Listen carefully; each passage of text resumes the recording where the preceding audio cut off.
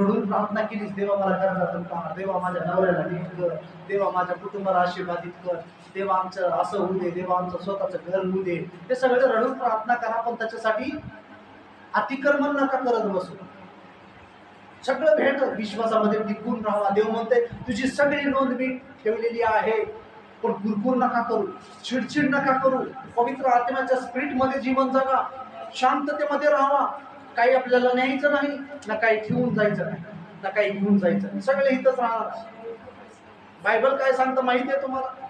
एक दिवशी परमेश्वर ही सगळी सृष्टी गुंडाळून टाकणार आहे.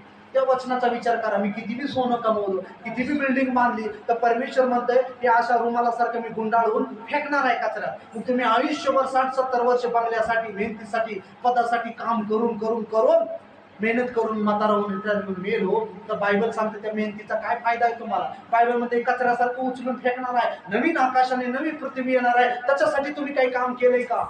जुन्या सृष्टीसाठी काम नका करू, नवीन सृष्टीसाठी काम करा, ती येणार आहे.